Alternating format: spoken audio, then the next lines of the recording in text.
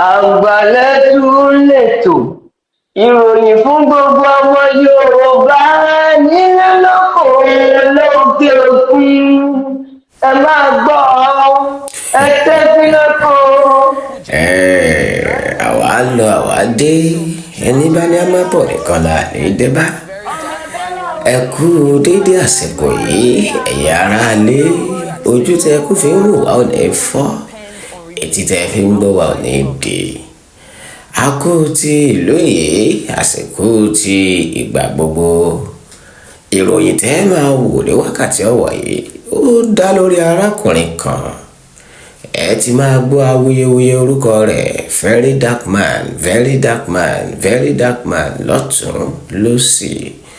Màá mú wa rántí ìṣẹ̀lẹ̀ kan tó ṣẹlẹ̀ ní ìlú Ọ̀yọ́, ní ìpínlẹ̀ Ọ̀yọ́, ní Ògbómọ̀ṣọ́, nígbà tí àwọn ènìyàn jí àwọn ajínigbé, nígbà tí wọ́n jí àwọn ọmọ iléèwé àti àwọn olùkọ́ wọn ní ọ̀sẹ̀ bíi 5 tàbí jù bẹ́ẹ̀ lọ sẹ́yìn. Ẹ rántí àwọn tí wọ́n gbà á lẹ̀ lẹ́nu ọjọ́ mẹ́ta yìí. Àgbàlẹ́tù ìròyìn làgbàlẹ́tù. Ẹ fìdílé nǹkan kẹ́ gbọ́ wọn fẹ́ sọ. Ẹ dẹ̀ wo fídíò yìí títí dé òpin. Ẹ̀kọ́ ribiribi ó ń bẹ nínú rẹ̀. Kí ni ìdí tá a fi gbé Very Dark Man wá sórí ìròyìn ní àkókò yìí? Ìdí rẹ̀ ni wípé ní ìgbà tí ìṣẹ̀lẹ̀ tó ṣẹlẹ̀ ní ìlú Ọ̀yọ́ ṣẹlẹ̀ ní ìpínlẹ̀ Ọ̀yọ́, ní agbègbè Oríire, ìjọba ìbílẹ̀ Oríire ní ìlú Ògbómọ̀ṣọ́, Very Dark Man ó fèéjì kẹta òun àti àwọn ọmọlẹ́yìn rẹ̀. Ẹ mọ̀ pé Jésù náà máa ná ọmọlẹ́yìn,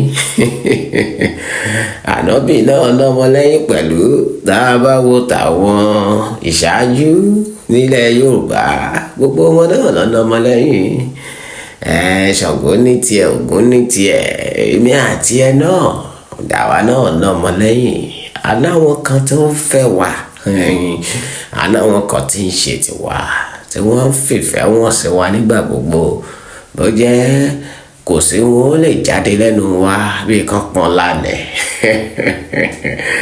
Wọ́n ní Yorùbá bọ̀, wọ́n lẹ́nu rúrùn òun ló mọ̀ àwọn ìyá rẹ̀. Bẹ́ẹ̀ lọ̀rọ̀ ìlú Fẹ́mi lóyè ṣe jẹ́. Ìlú Fẹ́mi lóyè òun ni Very Dark Man.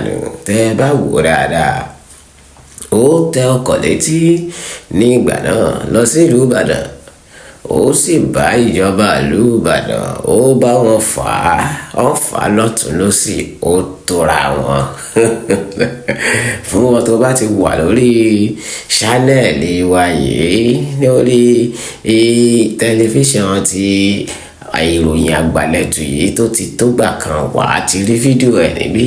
Àwa náà gbé ńgbà yẹn. Èyí tó wá ṣẹlẹ̀ lọ́wọ́ yìí ni wípé Very Dark Man wá ṣe ẹni tá à ń gbé náà wojú rẹ̀ mọ́ o. Ó ti dẹni tí ilé tóko ti mọ̀ nípa rẹ̀. Ìròyìn rẹ̀ ti kàn jálẹ̀ gbogbo Nàìjíríà. Gbogbo ènìyàn kan ni ó fẹ́ ni. Olórin kan nílẹ̀ Yorùbá kọrin, ẹbí mi pé báwo ló ṣe kọ́. Ó ní tí 70% èèyàn ayé bá ti nífẹ̀ẹ́ òun, bó dẹ̀ jẹ́ 80% ló nífẹ̀ẹ́ òun, ẹ̀rọ wọn 20 tó kù ẹ fi wọ́n lẹ̀, ẹ jẹ́ kó máa gbé mú, ẹ jẹ́ kó máa wú kẹ̀kẹ́, ẹ jẹ́ kó máa rúgà. Ìyẹn ò dẹ̀ kọ́ àmọ́ èyí tó kàn ẹni pé ìwọ ti kó pàṣẹ́ntéèjì tó pọ̀, èrò ti tẹ̀lé ẹ lẹ́yìn. Èyí tó kù àwọn nìkan mọ̀ ń tán wọ́n ń ṣe. Very Dark Man kò lè jẹ́ ẹni tí gbogbo ayé nífẹ̀ẹ́ o. Tá a bá ń sọ ká máa là á. Àmọ́ tó bá jẹ́ iye àwọn tó nífẹ̀ẹ́ rẹ̀ náà, wọ́n pọ̀ jọjọ. Ohunkóhun tó bá ń ṣe tó bá jẹ́ Ọlọ́run ló fi rán, ó ti di ṣíṣe. Bẹ́ẹ̀ ni ó ti di àgbàwọlé. Àwọn ọ̀dọ́ fẹ́ràn rẹ̀ jọjọ, àwọn ọ̀dọ́ nífẹ̀ẹ́ rẹ̀. Bẹ́ẹ̀ rọ́wọ́ ọ̀dọ́ látún ló sì wọ́n máa dárúkọ Very Dark Man ni. Ìwọ ọmọdé wọ̀nyí Ọlọ́run á kún ẹ lọ́wọ́ àtàwọn tó bá tún fẹ́ oríire àti ìdàgbàsókè ilẹ̀ Nàìjíríà àti ilẹ̀ Yorùbá. Àwọn tó bá ń fẹ́ dàgbàsókè èmi àti ìrẹ náà, Ọlọ́run á kún wọn lọ́wọ́, á ràn wọ́n lọ́wọ́ káwa náà lè rí ìrànwọ́.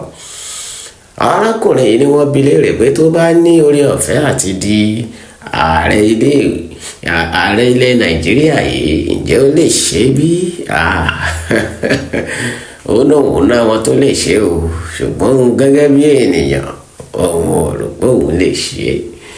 Ọ̀rọ̀ náà dàbí ọ̀rọ̀ ìgbà tó ń lọ bá Jésù pé a fi ẹ jọba ẹ bá fọbájọba. Bàbá yọba lẹ́ o, bẹ́ẹ̀ náà lọ̀rọ̀ arákùnrin yìí. Ọba ìlú kan lòun náà, òun lọ́dọ̀ àwọn ènìyàn tiẹ̀ náà ààrẹ ní ààrẹ VERYDARKMAN. Bàbá náà ò jẹ́ òun ò ṣààrẹ ilẹ̀ Nàìjíríà o, ṣùgbọ́n tó bá kàráǹgídá tó bá di pé ó dojú ṣúṣu fòrọ́ ní láti la tó ṣe bí òwe o. Ẹ̀yin tẹ́ tún jágbà ọ̀jẹ̀ tẹ́ jágbà lẹ́tùn lé, ẹ̀yin tẹ́ jágbà lágbì àgbàlagbà àgbàgbẹ̀ngbẹ̀. Ẹ jẹ́ gbọ́rọ̀ yìí náà bó ṣe lọ bá ṣe béèrè lọ́wọ́ rẹ̀. Ẹ ṣe. At some point you need to go into politics, right? So politics is a must, but here's the part. I, in particular, I'm not going to go into politics. I'm not going nowhere close to politics, right?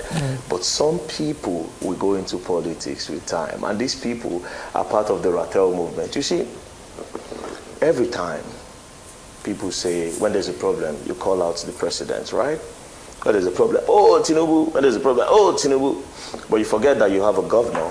The governor is the president of your state. You can as well call him out because there's a local government chairman. You can as well call them out. And now, this is what we want to do in the nearest future. We are going to go into politics, but we'll have no business with the House of Rep. We'll have no business with whatever thing. We just want the local government. If we can get the local government and we can directly change things from the local level, then we don't know what the future might be about governor, House of Rep, and Senate. But yes, we are going into politics. But me, myself, I don't think I'll go into politics because I'm not trading my singlet for no agbada. I will trade their lifestyle for agbada. So if the government offered you an official anti-corruption... So yeah, sorry, you said something.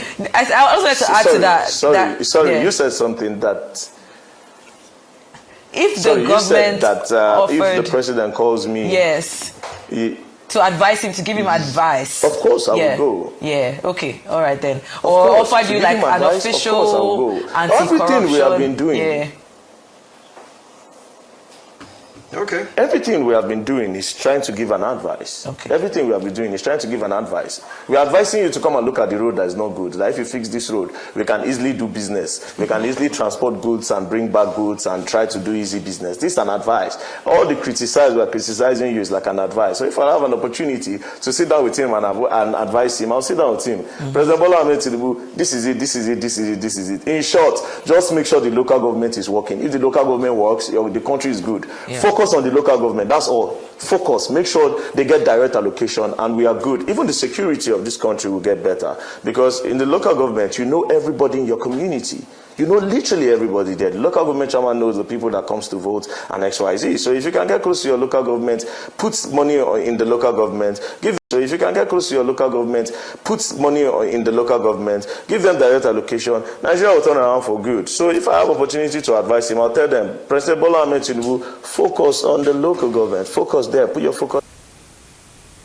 Ìbéèrè mi fẹ́mi àti ìwọ ni wípé tí a bá lórí ọ̀fẹ́ àti darí ìlú Nàìjíríà yìí gẹ́gẹ́ bí ààrẹ, kí ni o lè ṣe? Kí lèmi ó lè ṣe? Èmi mọ ohun tí mo lè ṣe kó máa rókì lọ́kàn èmi àti rẹ. Ìdàgbàsókè ilẹ̀ Nàìjíríà àjọṣe èmi àti rẹ ni o. Àlàáfíà ilẹ̀ Yorùbá àjọṣe èmi àti rẹ ni o. Bó ṣe rè wàá bá ń bẹ̀. Ìròyìn àgbàlẹ̀tò fún tòní kò ní jù báyìí lọ. Ẹ ṣé púpọ̀.